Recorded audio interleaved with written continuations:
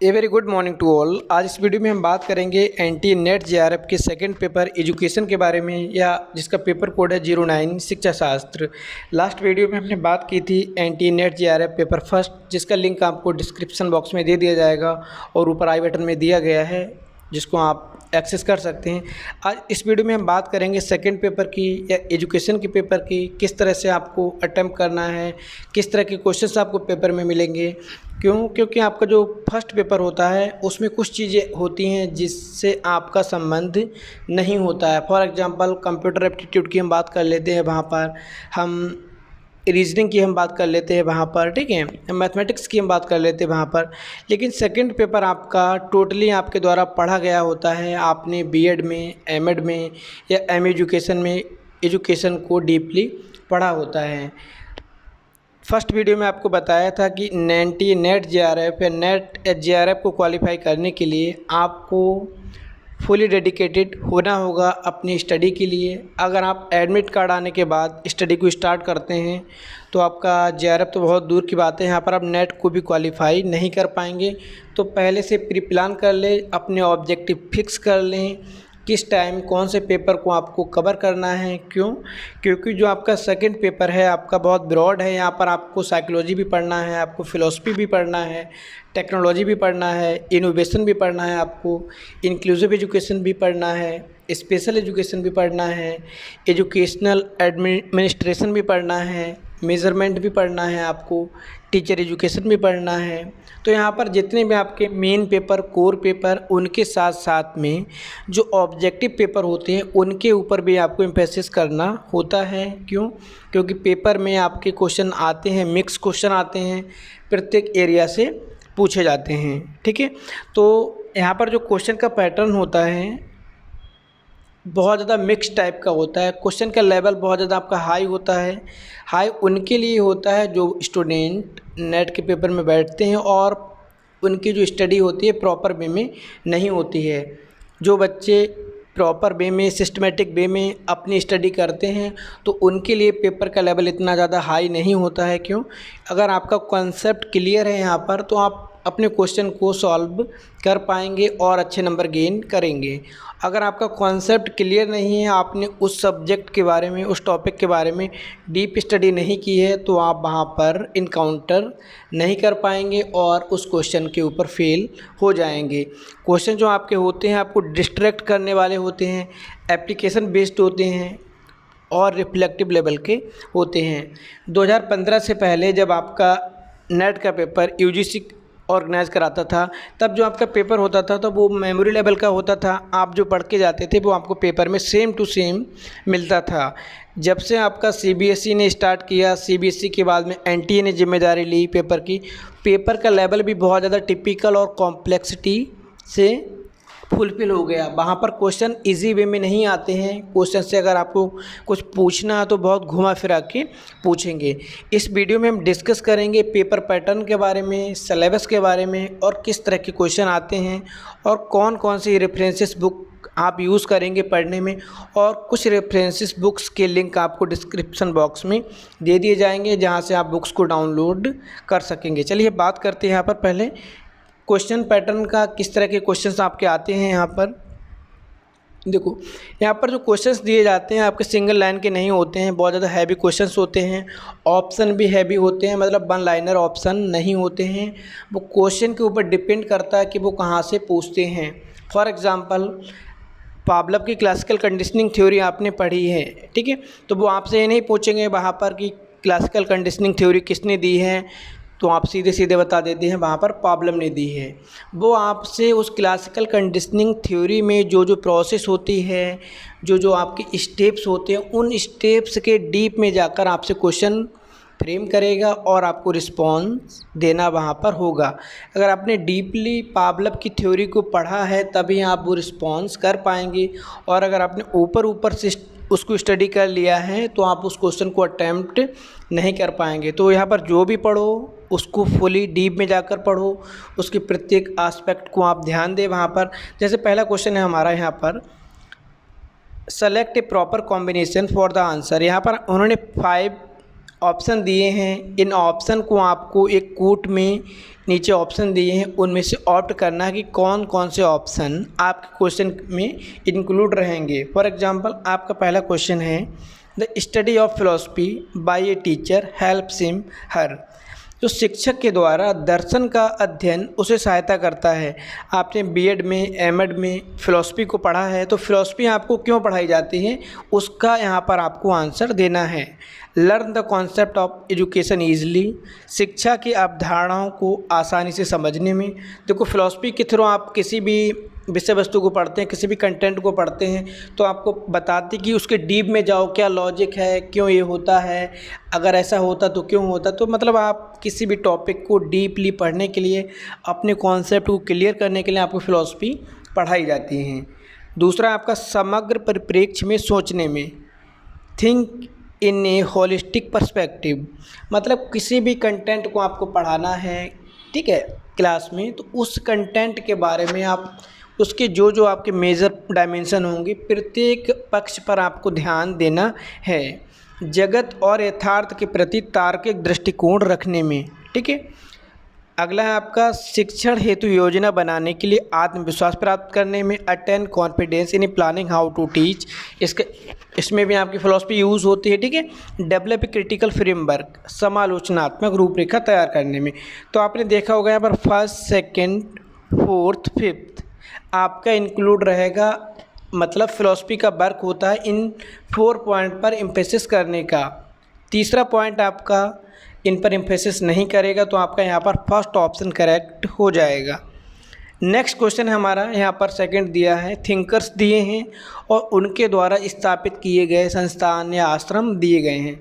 अब आप यहाँ पर देख रहे होंगे, यहाँ पर 4 ऑप्शन दिए हैं और सेकंड साइड में लिस्ट बी में आपको 6 दिए गए हैं। अब आप पेपर में जैसे जाएंगे, ठीक है, कहीं पर आपको 7 भी मिलेंगे, कहीं पर आपको 8 भी मिलेंगे। अब क्या होता है, अगर आपने गांधी जी, टैगोर, अरबिंदो, विवेकानंद के बारे में पढ़ा है, डीपली पढ़ा है, तब तो आप यहाँ पर 8 ऑप्शन दें, आपको 10 ऑप्शन दें, आप इजीली कर ले जाएंगे। अगर आपने इनके बारे में पढ़ा नहीं और आप तुक्का लगाने की कोशिश करते हैं, तो क्या होता है, अगर आपका एक भी तुक्का गलत हुआ वहाँ इस साइड में, सेकंड साइड में, तो पूरा क्वेश्चन आपका रॉन्ग हो जाता है वहाँ पर, ठीक है। यहाँ पर 6 दिए हैं, लेकिन आपको पेपर में 7 भी मिलेंगे, पेपर में 8 भी मिलेंगे। तो क्या है, जितना पढ़िए क्वालिटी वे में पढ़िए, अच्छे से पढ़िए और डीपली उसकी स्टडी करिए। तो यहाँ पर आपको दिए हैं, यहाँ पर आपको इनको मैच कराना है, नीचे आपके कूट दिए हैं ABCD, ठीक है। तो गांधी जी के द्वारा देखो बनाया गया था, आपका स्थापित किया गया था टॉलस्टॉय फॉर्म। टैगोर के द्वारा, रविंद्रनाथ टैगोर के द्वारा सबको मालूम है, ठीक है, श्री निकेतन की स्थापना की गई है। अरबिंदो के द्वारा आपका जो तीसरा है, ठीक है, श्री अरबिंदो के द्वारा आपका मीरांबिका की स्थापना की गई और विवेकानंद के द्वारा जो उनके गुरु हैं रामकृष्ण स्कूल की स्थापना की गई है। तो यहाँ पर आपका फर्स्ट ऑप्शन करेक्ट हो जाएगा। तो इस तरह के आपको पेपर में मोर देन 10 क्वेश्चंस मिलेंगे जो इस तरह के होंगे, साइड ए को साइड बी से मिलाना है या उनको प्रॉपर अरेंज करना है सीक्वेंस में कि पहले के बाद कौन सा आएगा। इस तरह के आपको यहाँ पर मोर देन 8 क्वेश्चन मिलेंगे।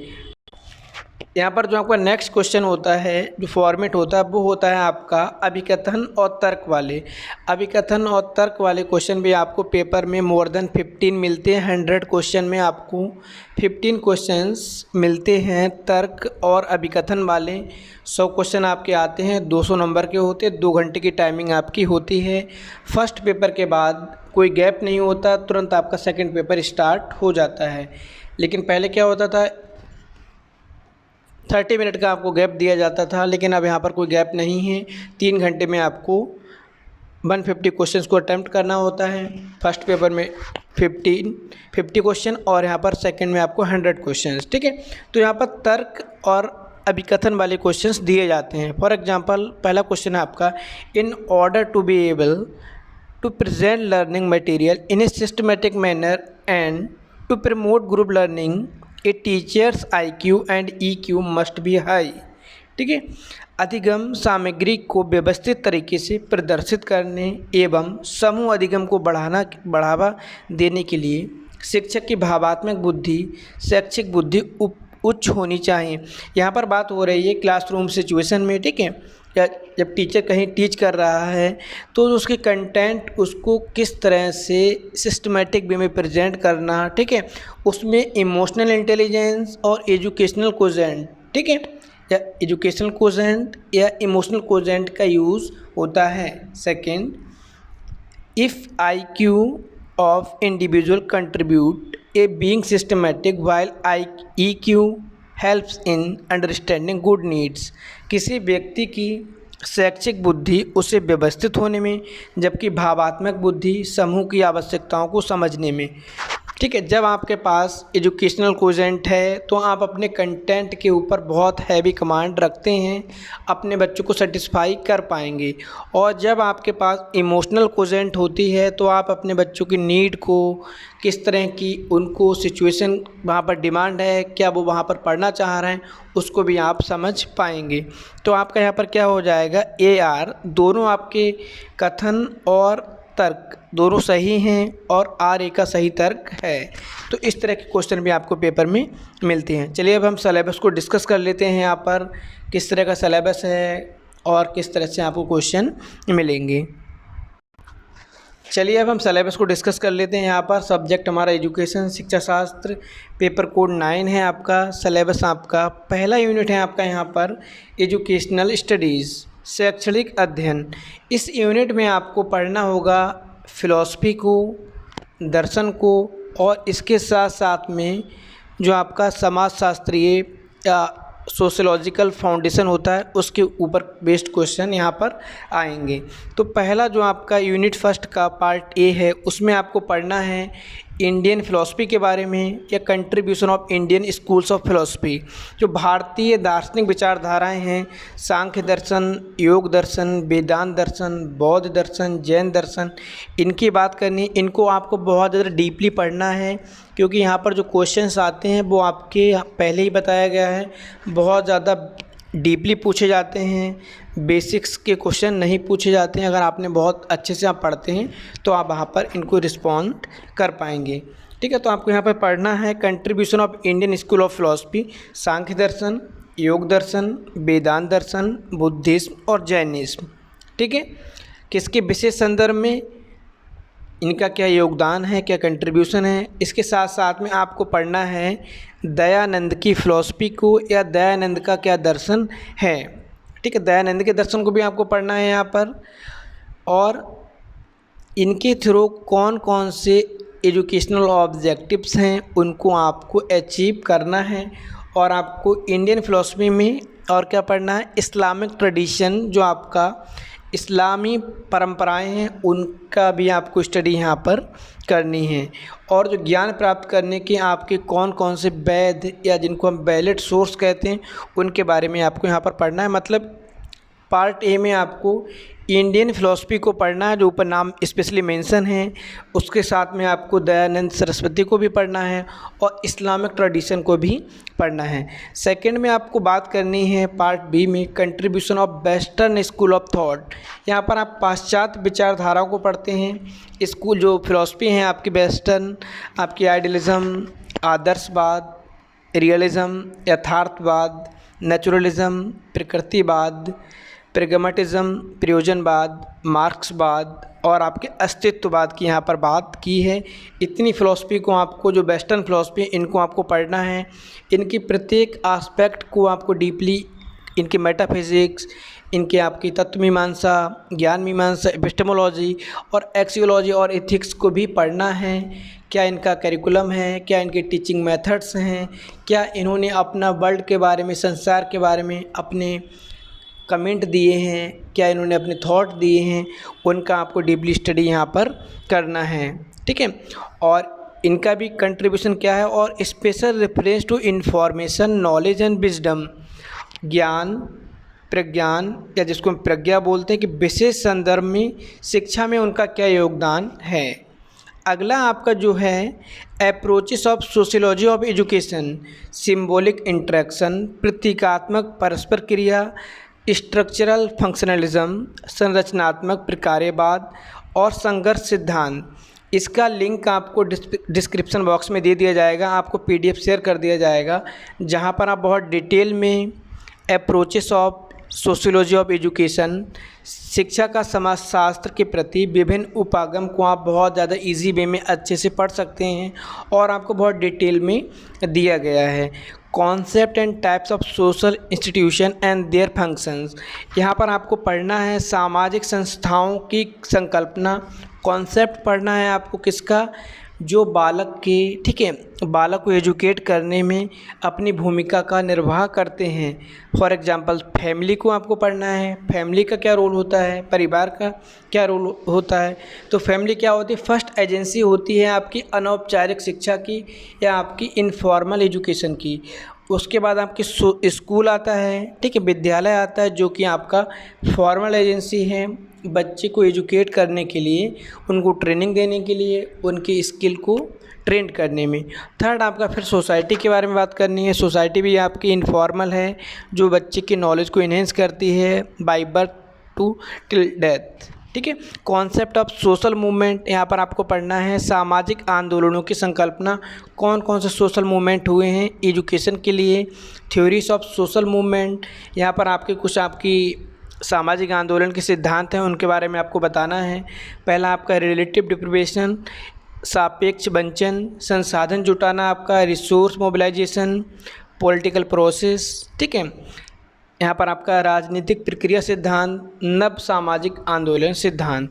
तो आपको यहाँ पर deeply sociological foundation of education के बारे में पढ़ना है, जिसका लिंक आपको डिस्क्रिप्शन बॉक्स में दे दिया जाएगा, जहाँ से आप PDF को डाउनलोड कर पाएंगे और आप अच्छे से इस पोर्शन C को आप अटैम्प्ट कर पाएंगे। अगला भी आपका सोशोलॉजी से बिलोंग करेगा, ठीक है। यहाँ पर आपको पढ़ना है सोशलाइजेशन एंड एजुकेशन, सामाजिकरण और शिक्षा, एजुकेशन एंड कल्चर, शिक्षा और संस्कृति क्या है, जो कि आप फिलॉसफी वाले पेपर में, ठीक है, सोशियोलॉजिकल एंड फिलोसफिकल या philosophical and sociological part of education या फाउंडेशन ऑफ एजुकेशन में आप लोग पढ़ते हैं। तो यहाँ पर से भी आपको क्वेश्चन मिलते हैं, ठीक है। Contribution of thinker, Swami Vivekananda को पढ़ना है आपको, रविंद्रनाथ टैगोर को पढ़ना है, महात्मा गांधी को पढ़ना है, अरविंदो को पढ़ना है, जे कृष्णमूर्ति को पढ़ना है, पॉलो फेरा को पढ़ना है आपको यहाँ पर, और आपको यहाँ पर पढ़ना है वोल्लेस्टोनक्रॉफ्ट, ठीक है। जो आपका ये वोल्लेस्टोनक्रॉफ्ट हैं, इनको नया इंक्लूड किया गया है NTA के द्वारा, ठीक है, UGC के द्वारा। जो आपकी ये मैरी वोल्लेस्टोन हैं, इनकी जो बर्थ है 1759 में 17 अप्रैल को कहाँ हुई, इंग्लैंड में हुई है, और 10 सितंबर 1797 में इनकी डेथ हो गई है। इन्होंने वुमेन राइट पर बहुत वर्क किया है, फेमिनिस्ट हैं, नारीवादी हैं, ठीक है, और इन्होंने बहुत ज़्यादा अपना जो अपनी फ़िलॉसफी में, ठीक है, वकालत की है किनकी, वुमेन्स राइट की, महिलाओं के अधिकारों की। तो ये नारीवादी आंदोलन जो होते हैं आपके फेमिनिस्ट हैं, उसके लिए जानी जाती हैं, और इनकी फ़िलॉसफी, ठीक है, ये हैं पॉलो फेरा, वोल्लेस्टोनक्रॉफ्ट। तीसरे आपके नेल नॉजिंग। तो नेल नॉजिंग भी आपके इस समय भी हैं, वर्तमान में भी हैं, इनकी फ़िलॉसफी भी कंटेम्प्रेरी फ़िलॉसफी में आती है, ठीक है। और इनका भी जो वर्क है आपका, ठीक है, ये अमेरिकन फेमिनिस्ट हैं, ठीक है, फ़िलॉसफर हैं। इन्होंने भी एजुकेशनल थ्योरी और एथिक्स, नैतिकता की बात की है। नैतिकता के बारे में इन्होंने अपनी बुक लिखी है, caring a feminine approach to ethics and moral education, देखभाल, नैतिकता और नैतिक शिक्षा के लिए एक स्त्री का दृष्टिकोण। प्रभावित हैं ये अरस्तू से, जॉन डीवी से, ठीक है, मार्टिन वेबर से। तो इनके बारे में आपको पढ़ लेना है, न्यू इंक्लूड हुए हैं, तो कोई ना कोई क्वेश्चन आपको इनसे मिल सकता है। आगे आपको पढ़ लेना है सावित्रीबाई फुले। सावित्रीबाई फुले ने भी बालिकाओं की शिक्षा के लिए बहुत अधिक कार्य किए हैं भारत में, ठीक है। To development the educational thought for social change, इन्होंने कौन कौन से थॉट को डेवलप किया है सामाजिक परिवर्तन के लिए। उसके बाद आपको पढ़ना है भारतीय संविधान में वर्णित मूल्य, national values as enshrined in the Indian constitution. जो आप लोग जब भारतीय संविधान को पढ़ते हैं तो वहाँ पर आप समझते हैं सोशलिज्म, समाजवाद, सेकुलरिज्म, धर्मनिरपेक्षता, फ्रीडम या लिबर्टी, यहाँ पर आपका स्वतंत्रता, जस्टिस, न्याय, डेमोक्रेसी, प्रजातंत्र या लोकतंत्र, इक्वलिटी, समानता, फ्रीडम, स्वाधीनता के बारे में आपको जो भारतीय संविधान में वर्णित मूल्य हैं उनको भी डीपली पढ़ना है। यहाँ पर क्वेश्चन दे देगा आपको 5, 6, 7 कौन कौन से मूल्य भारतीय संविधान में वर्णित हैं। तो आपको यहाँ पर फर्स्ट यूनिट में फिलॉसफी और सोशोलॉजी को डीपली पढ़ना है। जो नेम मेंशन इनके ऊपर ही एम्फेसिस आपको करना है, इसके अलावा एक्स्ट्रा पढ़ने की ज़रूरत नहीं है। अगला आपका जो सेकंड यूनिट है, history, politics and economics of education, शिक्षा का इतिहास, राजनीति और अर्थशास्त्र। यहाँ पर आपको बताना है कौन कौन से कमेटी और कमीशंस हुए हैं जिन्होंने कंट्रीब्यूशन दिया है इंडिया में एजुकेशन सिस्टम को डेवलप होने में। मतलब इस पेपर में, इस यूनिट में आपको पढ़ना है डेवलपमेंट, ठीक है, of educational system in India. Bharat में शिक्षा प्रणाली का विकास कैसे हुआ, कौन कौन सी कमेटीज आई, कौन कौन से कमीशंस आए, क्या उन्होंने रिकमेंडेशंस दिए हैं, क्या जो पुरानी आपकी पॉलिसी चली आ रही थी उनमें उन्होंने इम्प्रूवमेंट किए हैं और किस तरह से उन्होंने इसको आगे बढ़ाया है। तो आपको यहाँ पर पढ़ना है सेकेंडरी एजुकेशन कमीशन 1953, मुदालियर आयोग, कोठारी कमीशन 1964-66, कोठारी आयोग आपको यहाँ पर पढ़ना है, ठीक है। जो आपका 1953 जिसको हम बोलते हैं माध्यमिक शिक्षा आयोग बोल सकते हैं, ठीक है। अगला आपको पढ़ना है नेशनल पॉलिसी ऑफ एजुकेशन, राष्ट्रीय शिक्षा नीति 1986-1992, ठीक है। और अब आपका न्यू एजुकेशन पॉलिसी 2020 आ गई है, तो उसके बारे में भी आपको क्वेश्चन पेपर में मिलेंगे, उसको भी आपको देख लेना है और उसके फिर एक आस्पेक्ट को आपको डीपली ऑब्जर्व करना है। इसके बाद आपको पढ़ना है नेशनल कमीशन ऑन टीचर 1999 और आपको पढ़ना है नेशनल करिकुलम फ्रेमवर्क NCF 2005, जिसमें कॉन्सेप्ट दिया गया था यशपाल के द्वारा, प्रोफेसर यशपाल के द्वारा, लर्निंग विदाउट बर्डन। और जो लर्निंग होगी बच्चे की सोसाइटी से रिलेटेड होगी, रीजनल लेवल पर होगी वहाँ पर, और बच्चे को बहुत ज़्यादा फ्रीली हमको नए नए कॉन्सेप्ट को सिखाना है। आगे आपको बताना है नेशनल नॉलेज कमीशन, भारतीय ज्ञान आयोग 2007। इसकी क्वेश्चन 2 बार आपके रिपीट हुए हैं नेट के सेकंड पेपर एजुकेशन में। यशपाल कमेटी रिपोर्ट आपको पढ़ना है, national curriculum framework for teacher education 2009, justice Verma committee 2012। तो यहाँ पर जितने कमीशंस, जितने भी आपके कमेटीज़ मेंशन की गई हैं इनको आपको देख लेना है, इनके मेन रिकमेंडेशंस देख लेने हैं, इनकी इम्प्रूवमेंट देख लेने हैं और कौन कौन से मेजर पार्ट पर इन्होंने स्ट्रेस दिया है या एम्फेसिस किया है उनको आपको नोट कर लेना है, उनके पॉइंट बनाते जाएंगे, उसी के बेस पर आपको स्टडी करनी है, ठीक है। अगला है आपका, इसी में पार्ट ए आपका हो गया। यहाँ पर पार्ट बी की हम बात कर लेते हैं। यहाँ पर पार्ट बी में आपका जो है आपकी relationship between policies and education, नीतियों और शिक्षा के बीच संबंध, कौन कौन से पॉलिसी बनी है और उनका शिक्षा के साथ में क्या संबंध रहा है, linkage between education policies and national development, ठीक है।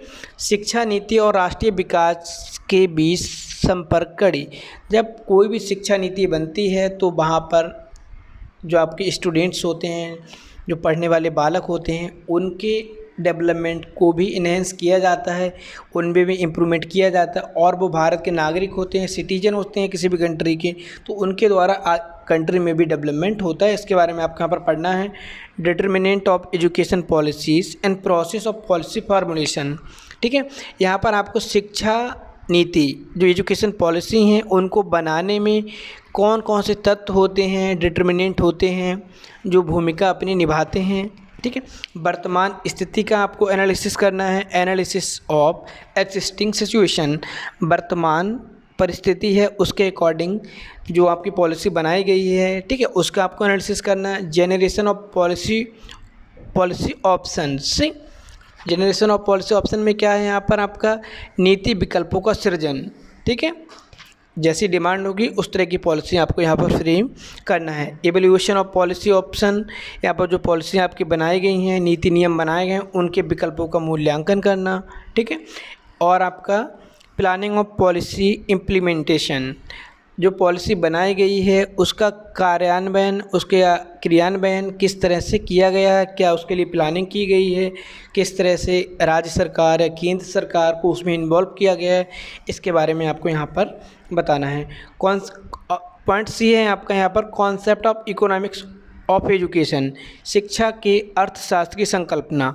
यहाँ पर वही है आपका कितना ग्रांट, आपको यहाँ पर कितनी कॉस्ट रहेगी आपकी, जो आपकी नई पॉलिसी बनती हैं, क्या रेशियो रहेगा टीचर स्टूडेंट की सैलरी का, मिड डे मील का, जितने अभी आपका यहाँ पर मनी से संबंधित होता है तो उसको आपको यहाँ पर स्टडी कर लेना है। ठीक है, शिक्षा में लागत लाभ विश्लेषण बनाम लागत प्रभावी विश्लेषण। ठीक है, तो यहाँ पर आपको इकोनॉमिक्स पर्सपेक्टिव पढ़ना है। यहाँ पर मैक्रो लेवल पर कॉन्सेप्ट ऑफ बजटिंग, ये आपका आ जाता है में उसमें एजुकेशनल एडमिनिस्ट्रेशन और मैनेजमेंट में। ठीक है, अगला आपको पढ़ लेना है relationship between politics and education, राजनीति और शिक्षा के बीच संबंध। इसका भी आपको लिंक डिस्क्रिप्शन बॉक्स में मिल जाएगा, जो आपको बुक्स मिलेगी उसको आप डाउनलोड करके पढ़ सकते हैं। तो यहाँ पर जो हम एजुकेशन पॉलिसी बनाते हैं उन पर जो राजनीतिक जो पॉलिटिकल इंटरफेयर होता है वो किस हद तक होता है, कितना होता है, उसके बारे में हमको यहाँ पर बात कर लेते हैं।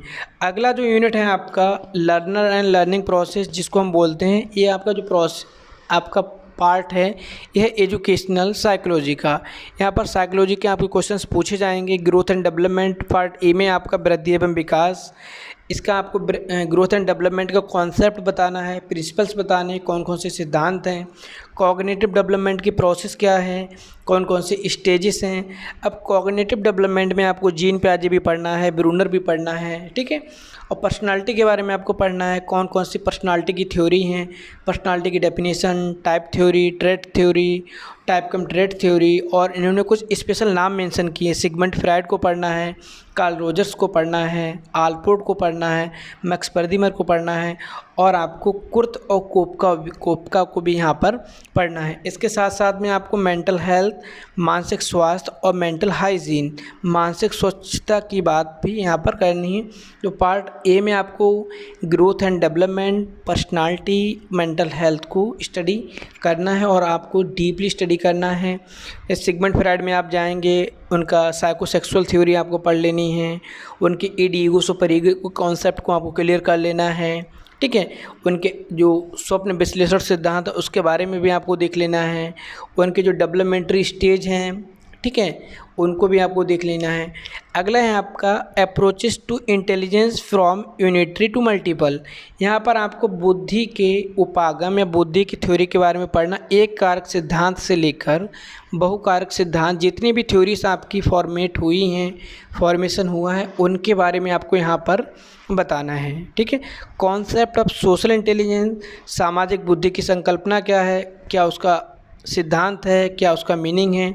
मल्टीपल इंटेलिजेंस, ठीक है, बहुबुद्धि सिद्धांत के बारे में आपको पढ़ लेना है। यहाँ पर इमोशनल इंटेलिजेंस के कॉन्सेप्ट को पढ़ना है, जिसके लिए आपको डेनियल गोलमैन का कोई भी बुक डाउनलोड कर लेना है, और बहुत ज़्यादा हैवी बुक नहीं होगी, उसमें गोलमैन के जो मेजर वर्क हैं, जो उनकी बुक्स हैं, उसके बारे में आप पढ़कर अपनी नॉलेज, अपनी मेमोरी को स्ट्रॉन्ग कर सकते हैं।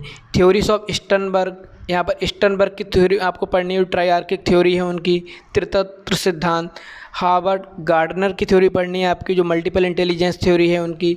असेसमेंट ऑफ इंटेलिजेंस, बुद्धि के मापन के बारे में आपको पढ़ना है। यहाँ पर कौन कौन से टाइप्स हैं आपके, सब्जेक्टिव, ऑब्जेक्टिव, या आपकी जिसको हम बोल सकते हैं क्या, individual, group, verbal, non verbal, कौन कौन से टाइप्स हैं। यहाँ पर असेसमेंट और इवैल्यूएशन ऑफ इंटेलिजेंस आपको पढ़ना है। इसके लिए आप अरुण कुमार सिंह की बुक्स को पढ़ सकते हैं। ठीक है, एस चौहान की बुक को आप पढ़ सकते हैं, या आप सेज पब्लिकेशन की किसी भी बुक को यहाँ पर पढ़ सकते हैं, जिसके थ्रू आपको कॉन्सेप्ट क्लियर होंगे। अगर आप अरुण कुमार सिंह की बुक हिंदी में पढ़ते हैं तो आपके कॉन्सेप्ट बहुत अच्छे से क्लियर होंगे। इंग्लिश में आपको पढ़ना है तो इंग्लिश में आप एस.के. मंगल की भी पढ़ सकते हैं। ठीक है, लेकिन आप यहाँ पर नॉर्मल बुक नहीं लेंगे, आप यहाँ पर लेंगे एडवांस एजुकेशनल साइकोलॉजी की बुक, या प्रोफेसर सुलेमान की आप बुक ले लेंगे। यहाँ पर वो भी बहुत अच्छी बुक्स हैं आपकी, तो यहाँ पर आपको कुछ कॉन्सेप्ट क्लियर होंगे।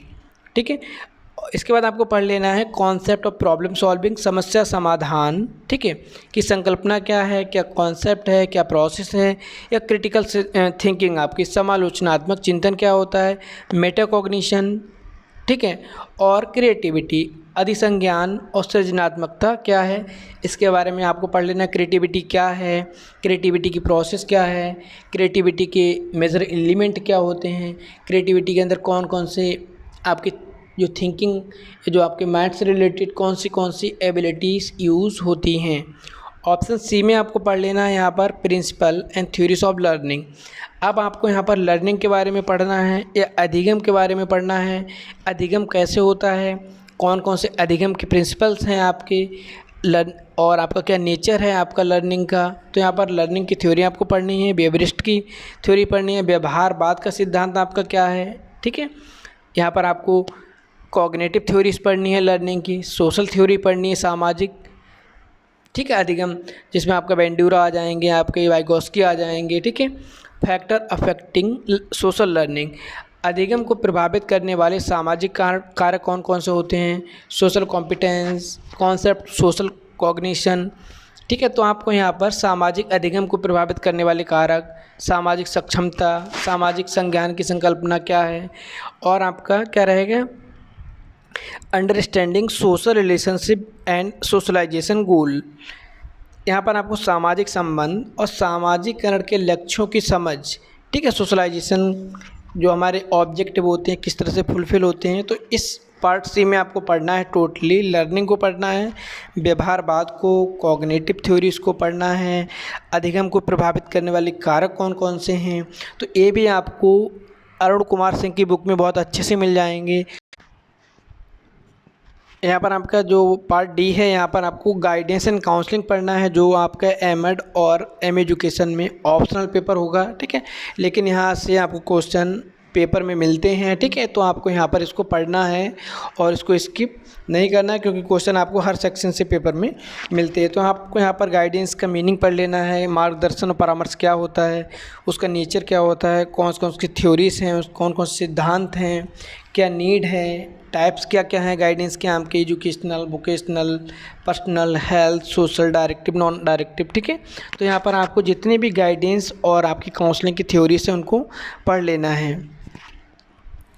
और उसके बाद में approaches of to counselling, counselling के कौन कौन से अप्रोच हैं, कॉग्निटिव बिहेवियरल, ठीक है, यहाँ पर आपको कुछ नाम दिए हैं, रेप्ट का दिया है, ह्यूमनिस्टिक अप्रोच दी है, पर्सनल सेंटर्ड दिया है, कार्ल रोजर्स का दिया है। जितने भी आपके नाम मेंशन हैं इनको आप स्पेशली देख लेंगे। अगला आपका यूनिट है टीचर एजुकेशन से, ठीक है, जो आपका यूनिट 4 है टीचर एजुकेशन से। अध्यापक शिक्षा का डेवलपमेंट क्या है, कौन कौन सी बॉडीज़ हैं जो इंडिया में टीचर एजुकेशन को गवर्न करती हैं, उनके लिए रूल्स रेगुलेशन बनाती हैं। टीचर एजुकेशन, ठीक है, इसमें आप यूएसए, इंग्लैंड और यूएसएसआर का भी पढ़ लेंगे, क्योंकि आपको एक या दो क्वेश्चन अदर कंट्रीज से भी मिल जाते हैं। तो आपको यहाँ पर बताना है मीनिंग क्या है टीचर एजुकेशन का, नेचर क्या है, उसका स्कोप क्या है, अध्यापक शिक्षा का अर्थ, प्रकृति, विषय क्षेत्र, अध्यापक शिक्षा को प्रमोट करने के लिए कौन कौन से एजुकेशनल प्रोग्राम हैं, कौन कौन से कार्यक्रम चलाए जा रहे हैं, ठीक है। Structure of teacher education curriculum, और जो आपका अध्यापक शिक्षा का पाठ्यक्रम है, पाठ्यचर्या है, उसके जो प्रलेख हैं, जो डॉक्यूमेंट है वो क्या हैं, एनसीईआरटी का क्या रोल है, एनसीटी के बारे में आपको पढ़ना है, और एनसीईआरटी एनसीटी की elementary, secondary and higher secondary level पर क्या क्या रोल डिसाइडेड हैं। तो आपको यहाँ पर डीपली एनसीईआरटी, एनसीटी के बारे में पढ़ना है। और आपका जो टीचर एजुकेशन है secondary and higher secondary level, इन लेवल पे भी आपको पढ़ना है।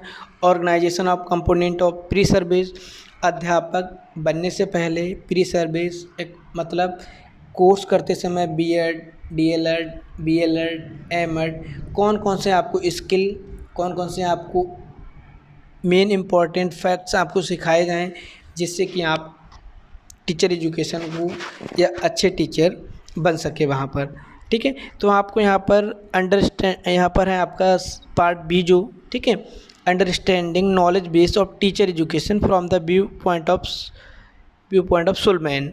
यहाँ पर इन्होंने कुछ नाम दिए हैं, ठीक है। इनका क्या है, दृष्टिकोण से अध्यापक शिक्षा के ज्ञानाधार को समझना, मतलब इन्होंने अपने अपने मॉडल में टीचर एजुकेशन के कॉन्सेप्ट के बारे में क्या क्या बताया है, कौन कौन से नॉलेज को बेस दिया है। तो आपको यहाँ पर सुलमैन का पढ़ना है, डेंग का पढ़ना है, ल्यूक का पढ़ना है और हैबरमैन की मॉडल्स को पढ़ना है। Meaning of reflective level teaching, reflective level की टीचिंग आपकी क्या होती है, ठीक है। स्ट्रेटजीज बनाना है आपको, promoting reflective level teaching, classroom में कैसे आप रणनीति बनाते हैं कि रिफ्लेक्टिव लेवल की टीचिंग को प्रमोट किया जाए। पहले मेमोरी लेवल में बेस देंगे आप बच्चे को, फिर अंडरस्टैंडिंग के लिए प्रमोट करेंगे, उसके बाद आपका जो हायर लेवल होगा वो होगा रिफ्लेक्टिव लेवल की टीचिंग, ठीक है। Model of teacher education, behaviouristic, competency based, inquiry oriented model. तो यहाँ पर आपको टीचिंग मॉडल को भी पढ़ लेना है, देख लेना है, ठीक है। सी में आपका रहेगा concept, need, purpose and scope of in service teacher training या टीचर एजुकेशन, सेवाकालीन अध्यापक शिक्षा की संकल्पना। फॉर एग्जांपल आपने देखा होगा डाइट में जो टीचर आपके प्राइमरी में होते हैं या आप चले जाएँ माध्यमिक में, उनको टाइम टाइम पर क्या होता है, ट्रेनिंग दी जाती है, स्पेशल ट्रेनिंग दी जाती है, जिससे कि उनकी स्किल को इन्हेंस किया जाए। तो इसके बारे में आपको पढ़ लेना। In service teaching programme do training है आपकी, इसमें आपको पढ़ लेना SSA, ठीक है, साक्षरता, ठीक है, सर्व साक्षरता अभियान। रमसा को आपको पढ़ लेना, राष्ट्रीय साक्षरता अभियान, ठीक है। SCRT आपको पढ़ लेना है, NCRT को भी आपको देख लेना है, NCT को देखना है, UGC को देखना है। जो आपकी मेन बॉडीज आपको मेंशन करके दी गई हैं, इनके बारे में आपको डीपली देख लेना है, किसका क्या वर्क है, क्या पर्पस है, क्या ड्यूरेशन है, कौन कौन से रिसोर्सेज प्रोवाइड कराते हैं और क्या क्या बजट या क्या क्या फंडिंग होती है। अगला डी रहेगा आपका concept of profession and professionalism. D है आपका व्यवसाय और व्यवसायीकरण। टीचर एजुकेशन को, ठीक है, किस तरह से उसका व्यवसाय किया जा रहा है, किस तरह से उसकी व्यवसायीकरण की जो कॉन्सेप्ट उसको आपको बताना है। एक व्यवसाय के रूप में अध्यापन, टीचिंग एज ए प्रोफेशन, ठीक है, अध्यापकों की व्यावसायिक आचार नीति, प्रोफेशनल एथिक्स ऑफ टीचर्स, कौन कौन से एथिक्स, ठीक है, कौन कौन सी नैतिकता हैं उनके बारे में आपको बताना है। Personal and contextual factor affecting teacher development, ठीक है, आपको यहाँ पर बताना अध्यापक विकास को प्रभावित करने वाले व्यक्तिगत और प्रासंगिक कारक, ठीक है। अगला आपका रहेगा ICT इंटीग्रेशन। ICT से कैसे टीचर्स को इनेबल करें, कैसे उनको जो ICT के मेन आपके फॉर एग्जांपल कंप्यूटर का यूज़, इंटरनेट का यूज़, ईमेल का यूज़, कैसे वो अपनी टीचिंग में ICT को इंक्लूड कर पाएँ। क्वालिटी इन्हेंसमेंट की आपकी बात करनी है यहाँ पर, ठीक है। इनोवेशन, किस तरह से शिक्षा में नवाचार, क्वालिटी को बढ़ाया जाए। अगला जो यूनिट रहेगा 5th आपका, वो रहेगा कैरिकुलम स्टडीज़, पाठ्यचर्या। यहाँ पर कैरिकुलम को कैसे कंस्ट्रक्ट करना है, कौन कौन से आपके सिद्धांत हैं उनको पढ़ना है। Concept and principle of curriculum, पाठ्यचर्या की संकल्पना और सिद्धांत, ठीक है। कौन कौन से आपके प्रकार हैं, आपके कौन कौन से स्टेजेस हैं कैरिकुलम को फ्रेम करने के या डेवलपमेंट करने के।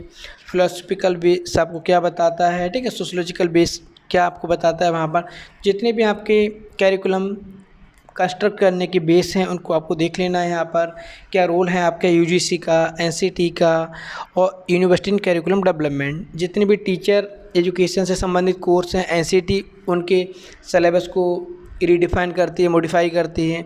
और जितने भी आपके हायर हैं, आपका BA, BSc, MA, MSc, BCom, MCom, उनको आपका UGC उनके सिलेबस में मॉडिफाई करती हैं।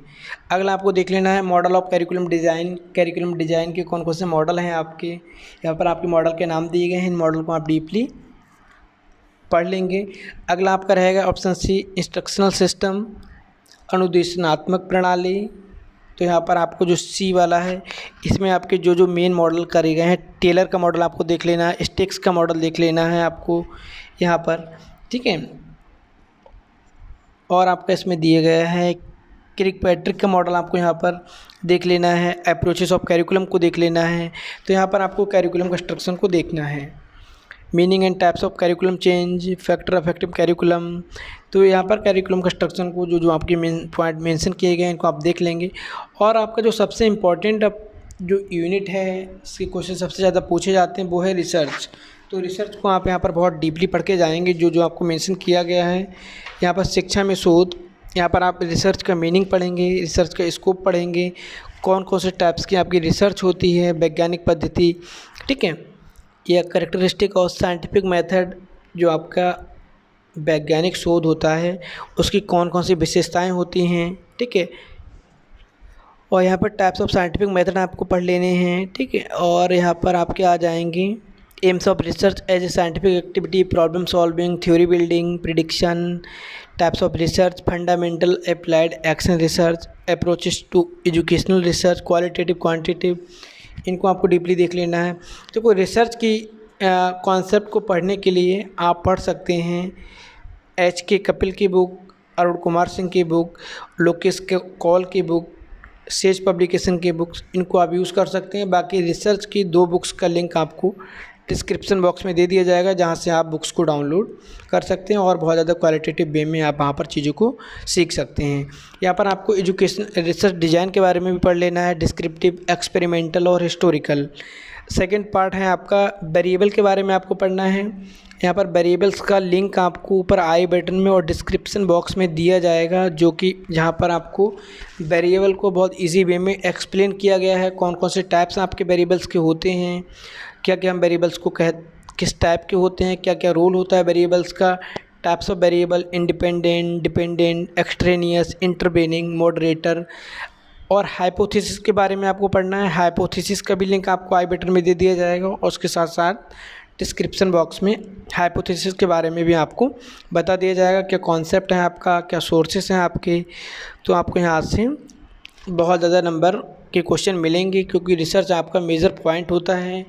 और नेट जेआरएफ के पेपर में उसके बाद भी आपकी जो रिसर्च वाला पोर्शन है उसका बहुत ज़्यादा यूटिलाइजेशन होता है। तो पार्ट बी में आपको वेरिएबल और हाइपोथेसिस, चर, परिकल्पना के बारे में पढ़ना है। कौन कौन सी टाइप्स की हाइपोथेसिस होती हैं आपकी, research hypothesis, directional, non directional, null hypothesis, और फार्मूलेशन हाइपोथेसिस, हाइपोथेसिस को कैसे फार्मूलेट करते हैं, what is the characteristic of good hypothesis, अच्छी परिकल्पना की विशेषताएं कौन सी होती हैं, step of writing research proposal, यहाँ पर आपको बताना है कि रिसर्च प्रपोजल को लिखने के कौन कौन से स्टेप होते हैं। इसका भी लिंक आपको डिस्क्रिप्शन बॉक्स में दे दिया जाएगा, किस तरह से हम रिसर्च प्रपोजल को लिखते हैं। कॉन्सेप्ट ऑफ यूनिवर्स, यहाँ पर आपको जीव संख्या, समष्टि के बारे में बताना है। सैंपल, प्रतिदर्शन क्या होता है, न्याय दर्शन क्या होता है, कैरेक्टरिस्टिक ऑफ गुड सैंपल, अच्छे न्याय दर्शन या प्रतिदर्शन की विशेषताएं क्या होती हैं, कौन कौन सी टेक्निक्स होती हैं हम अपने सैंपल को पॉपुलेशन से ड्रा आउट करते हैं, प्रोबेबिलिटी सैम्पलिंग क्या होती है, नॉन प्रोबेबिलिटी सैम्पलिंग क्या होती है, ठीक है। Types, tool of research, research में जो टूल होते हैं, उपकरण होते हैं, उनके बारे में आपको बताना है, ठीक है। वैलिडिटी क्या होती है, वैधता हम किसे कहते हैं, रिलायबिलिटी क्या होती है, स्टैंडर्डाइजेशन ऑफ टूल, इसका भी लिंक आपको डिस्क्रिप्शन बॉक्स में दे दिया जाएगा, जहां से आप उनको पढ़ सकते हो। और आप इनको बहुत ज़्यादा डीपली पढ़ेंगे, क्योंकि इनके क्वेश्चन आपको मोस्टली पेपर में, फर्स्ट पेपर में भी मिलेंगे और इस पेपर में भी आपको मिलेंगे। यहाँ पर आपको पढ़ लेना है टाइप्स ऑफ टूल में, रेटिंग स्केल को पढ़ लेना है, एटीट्यूड स्केल को पढ़ लेना है, क्वेश्चनायर को पढ़ लेना है, एप्टीट्यूड अभिक्षमता टेस्ट को पढ़ लेना है, अचीवमेंट टेस्ट, उपलब्धि परीक्षण को पढ़ना है, इन्वेंट्री को भी देख लेना है। कौन कौन से टेक्निक्स होते हैं रिसर्च के, ऑब्जर्वेशन, इंटरव्यू, प्रोजेक्टिव टेक्निक्स को भी आपको यहाँ पर देख लेना है। अगला पॉइंट है आपके यहाँ पर मेजरमेंट का, जिसको हम बोलते हैं मापन और मूल्यांकन। तो यहाँ पर आपको सबसे पहले जो आपके लेवल्स ऑफ मेजरमेंट है, नॉमिनल, ऑर्डिनल, इंटरवल और ratio.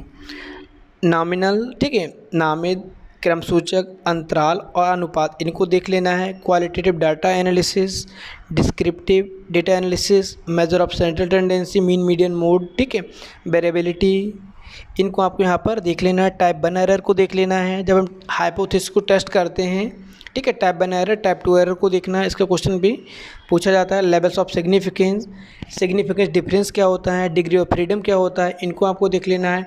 Power of statistical test और इफ़ेक्ट साइज, तो आपको जो आपके स्टैटिकल टेस्ट होते हैं जितने भी आपके, उनको आपको यहाँ पर अच्छे से देख लेना है। और आपको यहाँ पर t test, z test, ANOVA, chi square, ठीक है। इनको भी यहाँ पर अच्छे से देख लेना है क्योंकि यहाँ पर आपको क्वेश्चन इनके मिलते हैं। अगला आपका रहेगा point D, qualitative research design. यहाँ पर आपको रिसर्च डिज़ाइन के बारे में बताता है। ऊपर वाला आपका क्वांटिटेटिव है, नीचे आपका क्वालिटेटिव है। ग्राउंडेड थ्योरी डिज़ाइन, टाइप्स क्या हैं, करैक्टरिस्टिक क्या हैं, डिज़ाइन क्या है, स्टेप्स कौन कौन से इंक्लूड होते हैं ग्राउंडेड थ्योरी में, क्या क्या इसकी पॉजिटिव पॉइंट हैं, कौन कौन से इसके नेगेटिव पॉइंट हैं।